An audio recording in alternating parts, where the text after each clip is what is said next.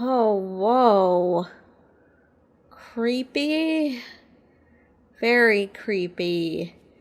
Bad trip. Bad trip. Okay. Just gotta get through it.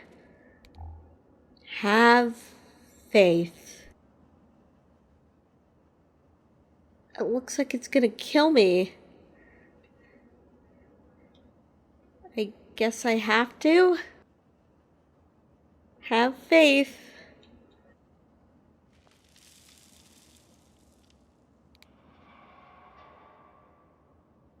Wait, what's going on? Hey, I didn't die. Oh, fuck. What? What was that? Oh, fuck. Hurry. Oh, God. I hear something. Hurry. Oh, gotta get out of here. Gotta get out of here. What the fuck? Death claws. Okay, looks like they can't reach me up here. Bad trip. Bad trip.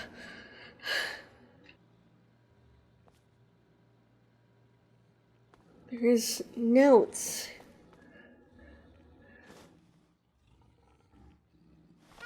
Students, I'm supposed to be speaking with you about the importance of dreams and how you can attain them with hard work, diligence, and adherence to schedule.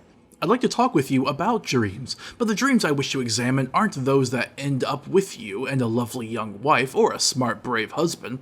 The dreams I wish to speak about are those that form from the cobwebs, the leftovers, the shuffling and turning of your brain, as it repairs itself in the night from its long, thankless day of work. Some would call them nightmares. These so-called nightmares are actually one of the principal reasons we remain a productive, functioning nation. Without these dark demons as a victim of which to vent our frustrations and disappointments, we would likely descend into despair and anarchy. Boo to that. Skeptical, consider this. Behind food and water, sleep remains the most important element of human existence. One can live without love, or friends, or purpose, but one cannot live long without sleep. Our bodies heal, our brain heals, the very thing that makes you Frank, or Steve, or Deborah, or Shirley. Those are the things that sleep fixes and nurtures. Our dreams are doors to the rooms that we as a species thought we had long since closed or abandoned. My father always said that though your profession may open doors for you, only time remains open for all men. I never really understood him then. When I was a child, he took me aside and told me that there was never an open door that wasn't meant for us. I laughed at him then. Laughed hard and cold as a teenager, with in my veins and iron in my eyes, thinking him a foolish old man. With age comes understanding, and I have grown to appreciate the wisdom in his words. Though there are many doors, there is only one that should be open. If we see more than one door beckoning, we are not looking closely enough, even in nightmares. In nightmares' embrace, the soul grasps and discards those things that make it sick. Without facing the darkness, one can never know a means to cure it. I had one such embrace recently. It was a nightmare of singular beauty, with thunder and smoke, and great beasts with teeth sharp as razors, and doom a breath away. I fled for broken stairs. Blood flew and clash, and fangs clashed together in a cacophony I'll not soon forget. There were horrible beasts locked in struggle, and perhaps a small mercy had made their bloodthirst stronger for each other than for the trembling man who fled behind their backs. Wait, am I in the same dream he had? No, can't be. I'm just making this crap up in my mind as I go.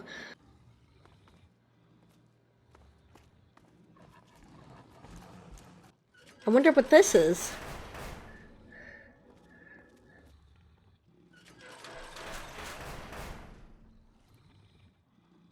Little doors. A key. Okay. Oh, that's what the note said. Check all the doors.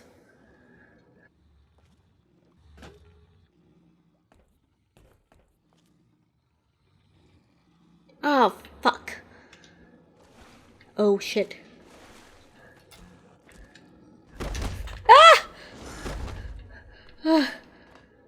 Oh, there's a note over here.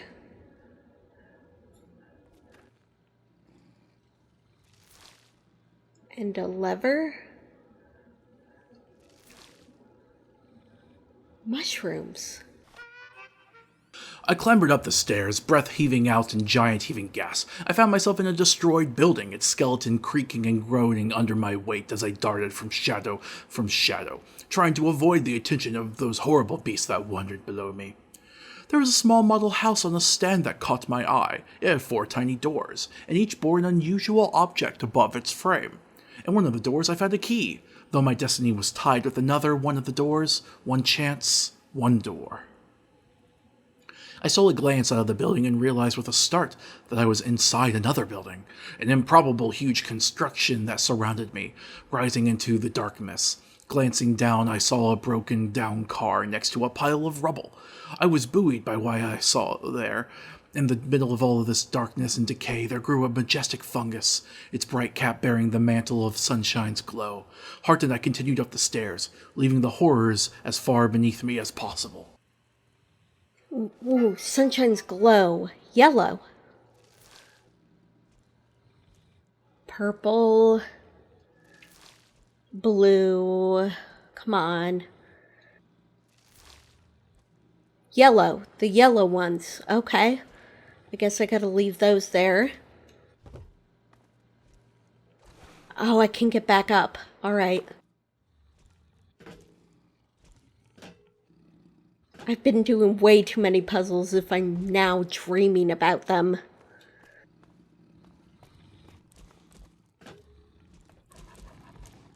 Okay. Gotta get up here. Careful. Don't want to fall again. Alright.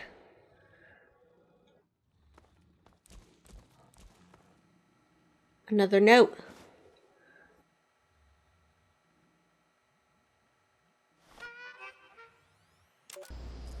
This is the audio log of Dr. Joseph Brandon, dated April 7th at 7:22 a.m.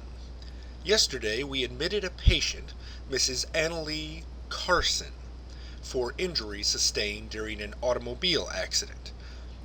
She suffered numerous contusions and cuts, though by far her most serious injury was a broken pelvis.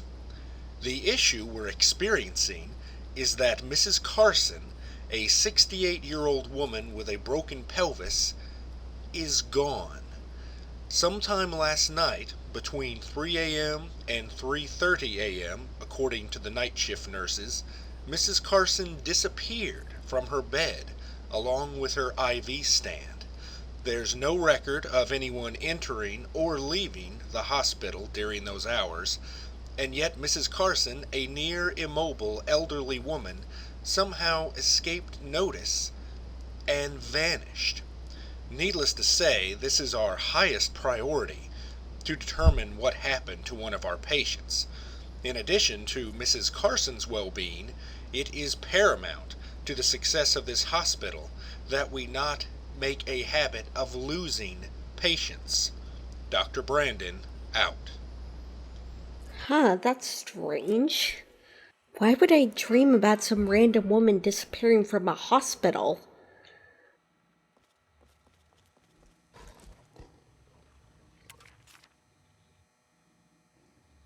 Wait a sec.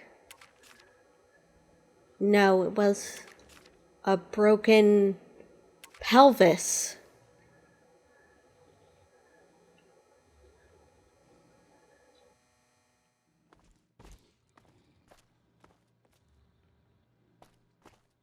Don't see anything else over here.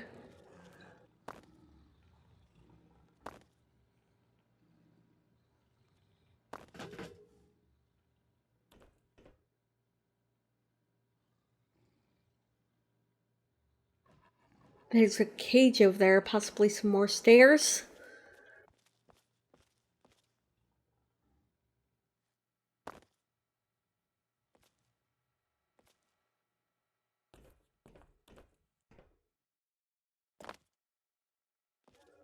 Oh, a safe.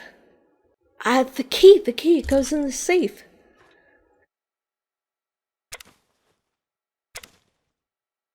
A switch. Huh, what could I need that for? Students, I have told you some of my dream. I can see on your faces that some of you are unsure of the purpose of my rambling account. I do not blame you. Dreams scatter as leaves before the storm, and as a result, so do their interpretations. I passed from this land of urban rot into one of comparative tranquility, a large cave rich with life, of a sort. But balm was not to be mine, and it was here that my dreams grew more restless. I remember corpses and a vague, shadowy shiver as I was compelled to remove parts of those corpses, a shambling man forced to scrape to the gods of decay to breathe for another day on this cursed rock. I traveled from this realm into one familiar to me in my youth. The hard clack of billiard on billiard, the smell of smoke, the feel of the felt beneath one's fingers as the rack was set for another match. The place held much nostalgia for me, as my father owned a billiards parlor. He would sometimes let me retrieve the balls, as many of the regulars were long on enthusiasm and short on talent, resulting in an inordinate amount of balls ending up on the floor. It was with great delight that I would collect them and return them to their proper home. Sadly, I was not in that place long. With hissing smoke and flashes of light, I was ushered off into a sterile realm of odd machinery. It was cold there, so cold, and somehow I knew that I was in a dying place, where winter and chill death had claimed all things breathing, leaving only machines to buzz and hum incessantly as their internal mechanisms slowly wound down to dust and silence. I remember little of that place. There were shadowy glimpses of children snowmen lined up, beckoning, and an ancient tablet bearing words born from the pen of a man long dead, though not forgotten. I was taken from that place before my cold could settle in my bones and dropped. Oh, my friends, look at the time. You're probably gazing at each other and wondering when this doddering old professor will wrap up his rambling lecture. I will ask of you only that you think of what I have said before you go to sleep tonight. Before you slip between your covers, full of sleep, before the thoughts drain from you, consider what I have said. Thank you all for attending, and good day. Oh, damn it, is all of that crap I'm gonna have to go through while I'm tripping.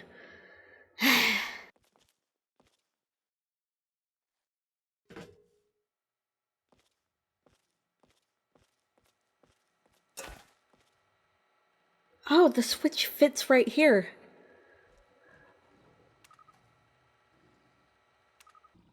You know, I've been reading over these notes. It said time is open for all men, so maybe I'm supposed to only leave that time door open.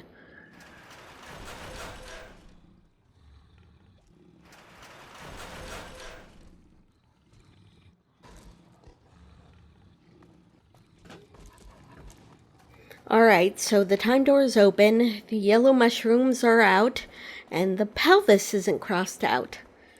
That is so weird to say, but I think I've got whatever this is supposed to be correct.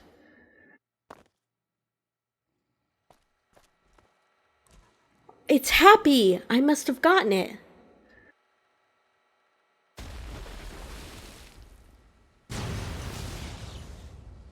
Oh, what was that?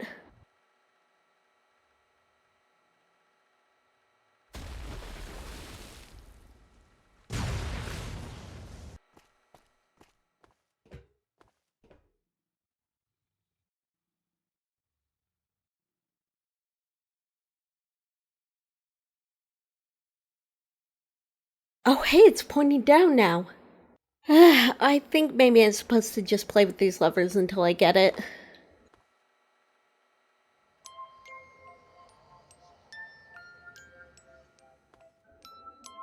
I heard ringing.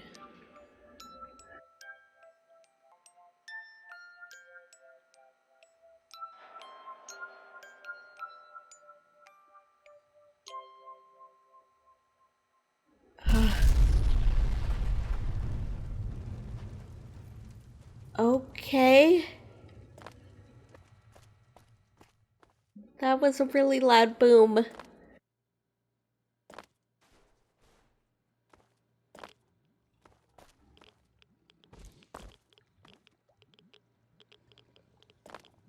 Oh, hey, it killed the death claws.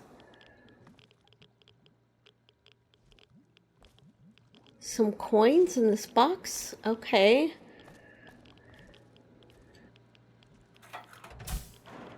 Oh, the coins are just enough to get in here. A teddy bear.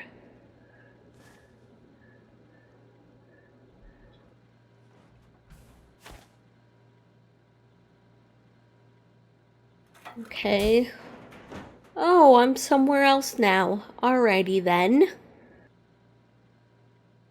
Dreams are weird. Trips are weird. Drugs are weird. Guess I'm not going back that way.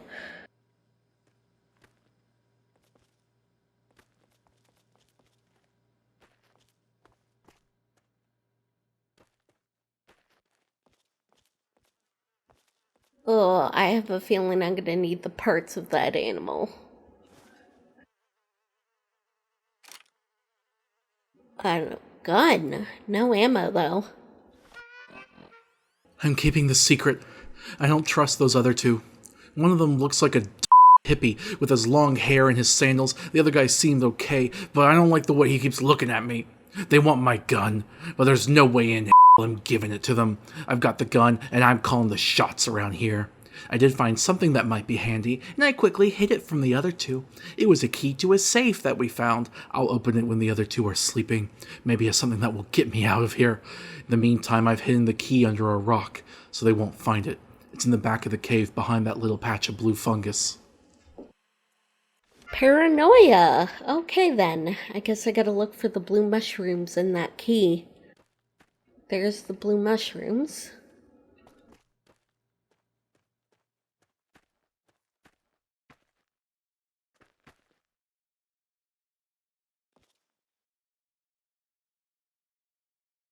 Yep, the cave's over here under this rock.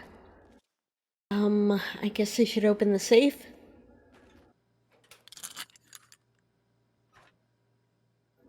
Another note.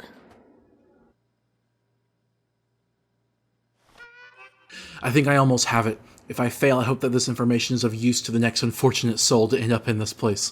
I won't bore you with the particulars of who I am. Needless to say, I awoke screaming in this place, and I found no way to escape. Let me share what I have learned. Something lives in that cave. It is huge, and I have glimpsed it in passing once. I hid near the entrance to try and watch its movements. My life before I reached this place centered around biology and biochemistry, so I hope to examine the creature to learn more about its habits. It apparently does not like to be seen, for it lashed out with impossible speed and clawed my arm, knocking me off the ledge. The wound was deep, but not enough to kill me. At least, not right away. I believe I will survive the blood loss, but it is likely that infection will take me to my final reward within a few days. I will write this while I still have some strength left in me. Every day it takes food from that disgusting hanging egg clutch. I do not know what creature those eggs may hatch into, but I am sure that it would be unpleasant. The smell alone is enough to make one sick. I summoned the bravery one day to dart up there and steal an egg from the clutch. I am sure that I would be killed, but an accident and fate intervened to spare me. As I pocketed one of the eggs, the beast roared and swarmed out of the cave. I knew it was the end, for I had no time to escape. I am not ashamed that I wet myself in terror. My cowardice may have been what saved me. As soon as I soiled myself, the beast stopped, sniffed the air, released a howl of pain, and raced back into the cave. I quickly retreated from the ledge and settled myself in my hiding place. Tears streamed down my face. I was laughing so hard. Urea, this huge beast, all muscle and powers and claws and rage, running in fear from an overweight biologist with urine-soaked pants. Once the last threatened to turn into hysterical cackles, I reined them in and assessed this information. Urea? Ammonia? Was this somehow toxic to the beast? With nothing else to do, I examined the egg. Tearing it apart let me get a better look at it and make some observations about its composition. It was a disturbing mixture of various tissue types. The primary tissue seemed to be insectoid or arachnoid, most resembling cranial tissue from large terrestrial arachnid predators. There was also a lot of dorsal vessel materials, some sort of blood pumping mechanism that was also largely similar to the hemolymph pumping structures in insects. I doubt I could simply urinate on an egg and put it back into the clutch. No doubt the beast would smell it long before tasting it. If I had some container, something to hide the liquid in before inserting it into the egg, perhaps the beast could be tricked. I found that retreating to the large stump with the significant fungus growth was often far enough away from the cave entrance that the beast would come out of its cave to retrieve an egg. It seems very particular about what egg it chooses. I'm afraid this task will now fall to you, unfortunate wanderer. Already my arm is throbbing, and I do not think I am long for this place. I will rest. Just for a bit. Just for a bit. What kind of nightmare bullshit is my head thinking up now? Of course I knew I was gonna hate spiders. Another note. And another skeleton.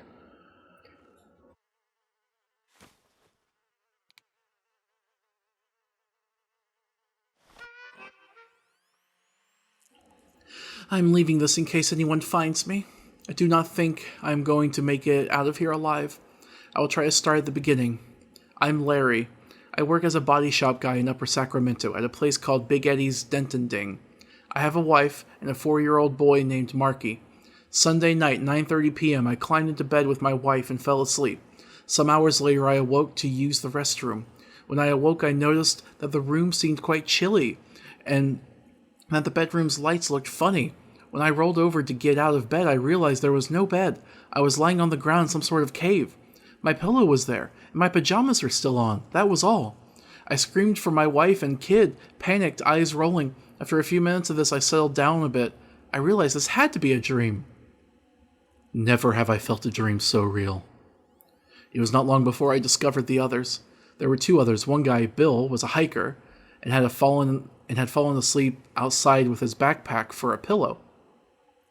He's probably the reason we made it as long as we did. Without his cooking gear and a knife, we'd have had a heck of a time catching and cleaning the fish in that terrible little pond. He also had some paper and pencil, so I was able to make this log. The other guy is Ned. When Bill and I ran into him, he pulled a gun on us and demanded that we take him back right now. I guess the guy fell asleep with a gun under his pillow. We managed to get him calmed down and convinced him that we didn't know what the hell was going on either. He didn't look like he was quite right before we got here, and getting sucked into this hellish place sure didn't help his mental stability. We explored this place as well as we could. With Bill's gear, we were able to pull fish out of the pond, and that's kept us going. They are twisted, ugly things, but what are we to do? If we don't eat, we'll die. Even if eating these cursed things may kill us, no choice. After exploring, we all tried to sleep, hoping that by sleeping we'd wake up back in the regular world. When that didn't happen, our spirits really dropped. Ned burst into tears, and I think he would have shot himself if Bill hadn't knocked the gun out of his hand. The second day we found the cave. It led up a narrow, winding walkway to some sort of entrance. Bill got excited that it might be a way out, and ran in and... Oh God, it was terrible. We heard a scream louder than any I've ever heard before, followed by a roar. We yelled for Bill to get the out of there, but there was no response. A few seconds later, there were horrible noises, tearing, chewing. Bill screamed again. After that, whatever was in the cave tossed what was left of Bill back out in front of the cave. Then I turned and ran without a word. Whatever was in that cave must have awoken something in here, because that was when the things came. Indescribable things, bent and twisted, something that looked like an enormous fly, a huge scorpion, a sick, diseased dog. I know Ned's not right in the head, but I have to give him credit where credit is due. He's a of a shot. He killed each of those abominations with only a shot or 2 each. A huge rat-looking thing nearly got him, but he put it down just as it lunged at him. It spattered him with blood, though, and that may have been what finally sent him over the edge. He looked at me and broke out into a broad smile. His eyes were crazy, not blinking, just staring at me. "Saved one," he whispered, and raised the gun to his head. I yelled, but too late. He pulled the trigger. So now it's just me. Ned was right. He'd fired the last bullet. I wish he'd saved one for me. What the fuck? Is this like my unresolved trauma coming back to bite me or some shit? This is so fucked up. This can't be real. Like, it can't be. Okay, a scorpion and insect thing. I have to find their bodies, I think, around here. So I need to get the heart of an insect and the brain of an arachnid. Here goes nothing.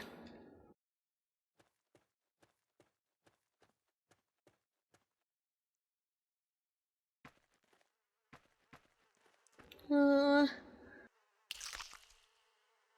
Inside this disgusting egg clutch, you find a couple of eggs. You also find an empty egg case. It looks large enough to fit about 3 different parts in there. wait, I need that bladder. Ugh.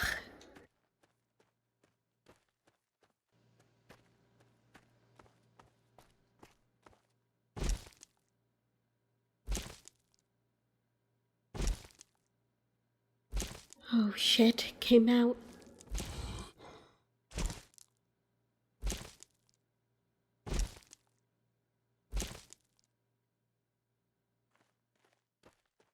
Okay, I don't think it saw me.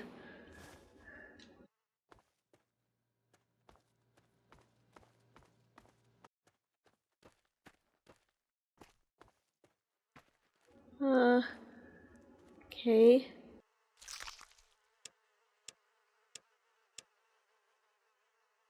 Alright, gotta put the parts in. Gonna run away and see what happens.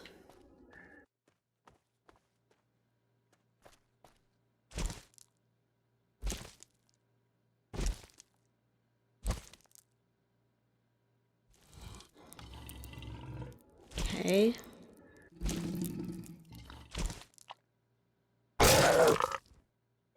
Yes, I poisoned it. It's dead now.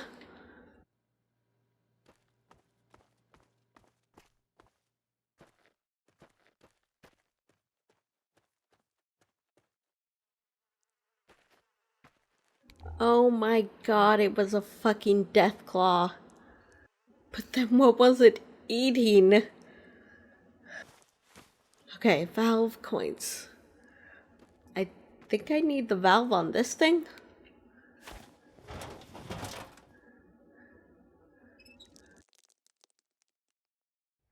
Oh, for the water. Yeah, okay.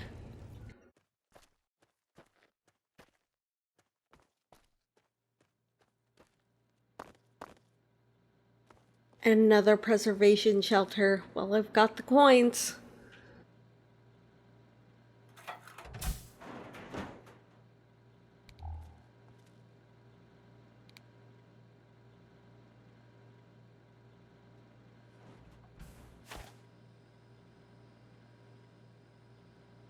A smart fella always saves.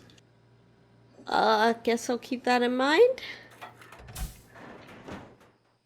Ah! Ah, got him dumped into the water. Where am I now? I remember the note said something about a pool table. Seek guidance from above. Huh. Wonder what this does. Oh, shit!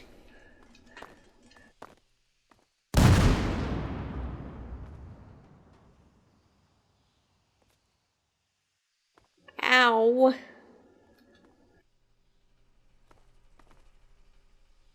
That hurt my leg, but it's not all bad.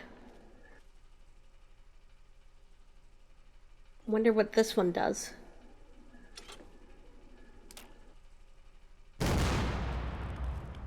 Oh. Oh, pool balls. That note said about collecting pool balls. So is that what I'm doing next? I guess so. Oh no. Another note.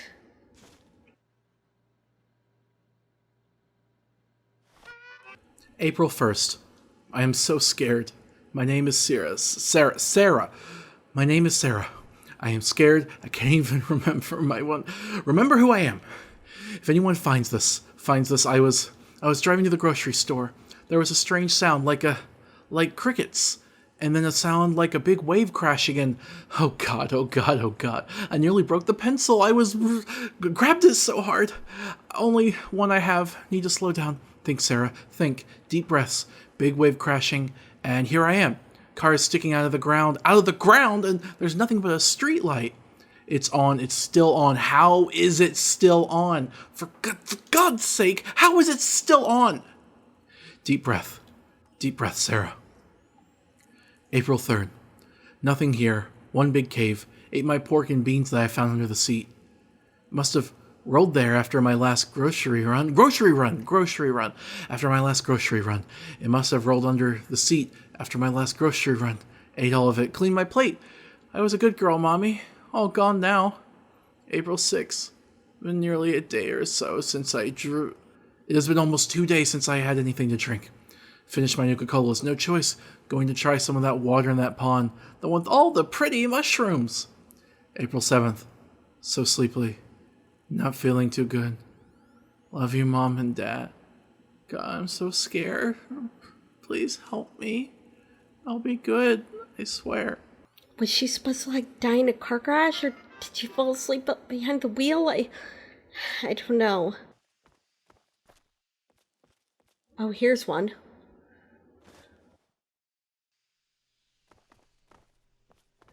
Okay, maybe another one in here.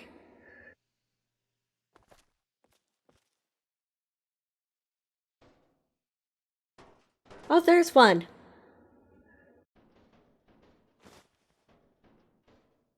That's the 8-ball. Okay, that's all I found in here. Oh, there's one in the garbage can, okay.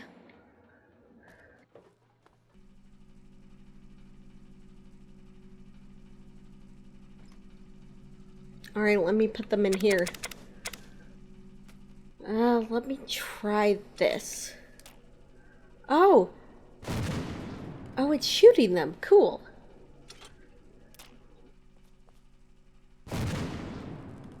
Alright.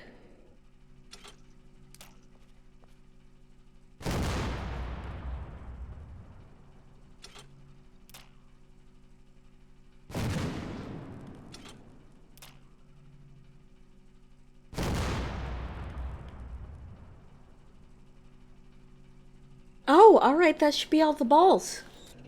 Shall we play a game? That is creepy as fuck. I like games. What shall we play first? I have no fucking clue what number to put. 13? 10? 5? Oh. That wasn't a fun game. 8, 2, 3? Maybe I'm supposed to see what order they're in? Oh! 13, 8, and 2. Those are the ones I can see.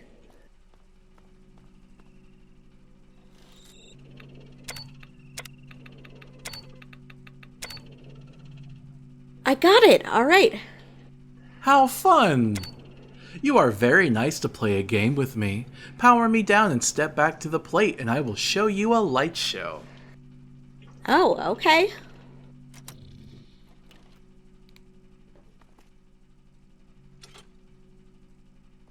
Fire.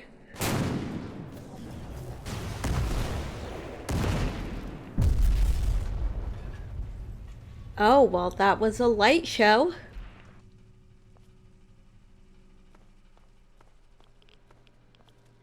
Exact change needed. Wait a sec. Coins, coins, coins. Oh, more coins. Okay.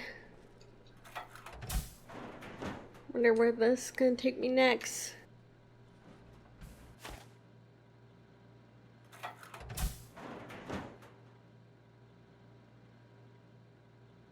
Oh, okay. This is a bit too eerie for me. Oh, it looks like it's winter outside.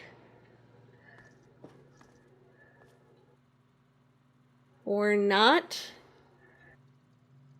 It's just a picture over here. Oh, a tape.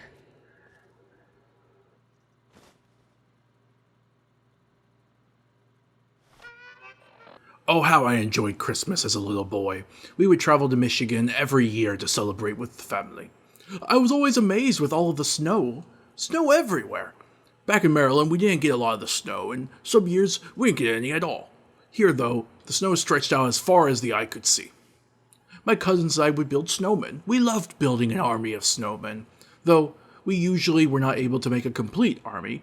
It seems there were always snowmen missing hats or scarves. If we couldn't find a tree with some more snow fellows went without arms.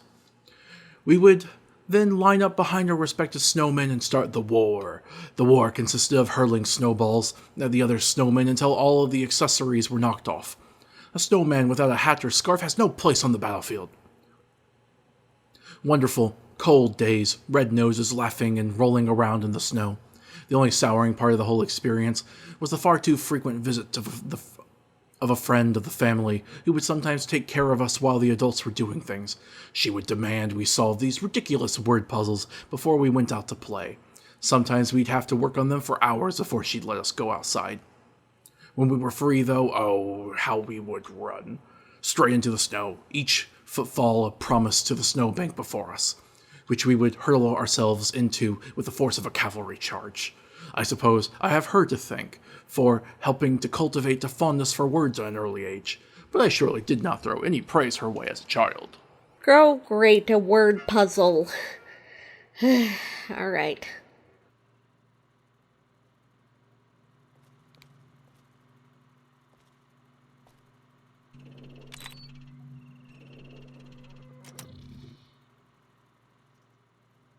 Okay, maybe down here? Make us whole. Okay. Oh yeah, give them scarves.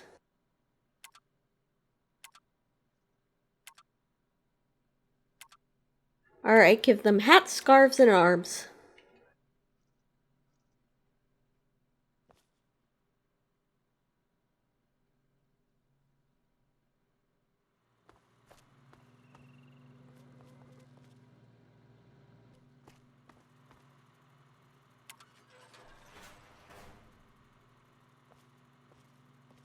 Okay, so they're missing 2 hats, 2 scarves, and 3 arms.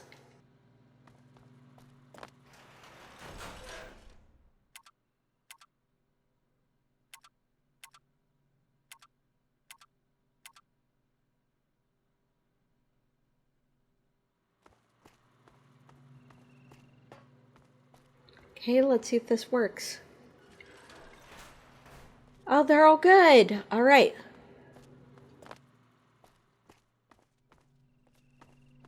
It's so dark.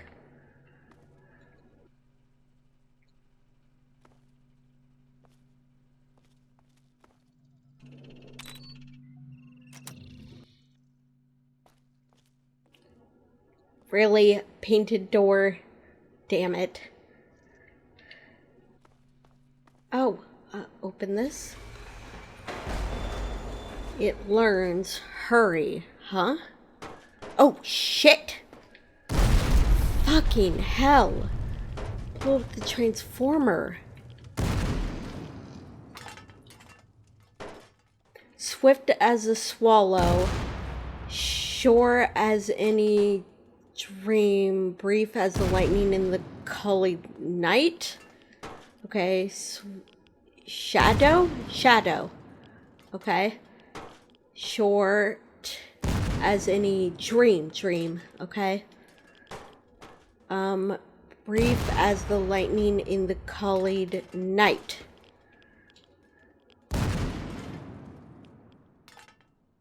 Okay.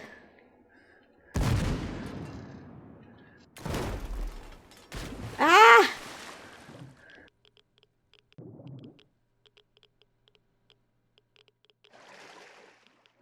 Now where am I?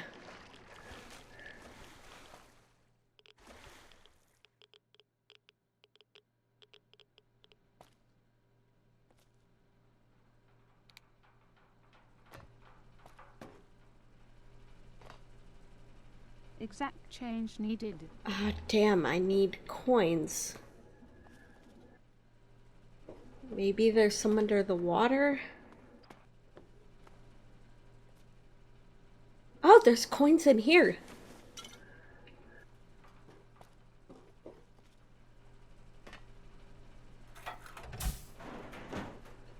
Okay.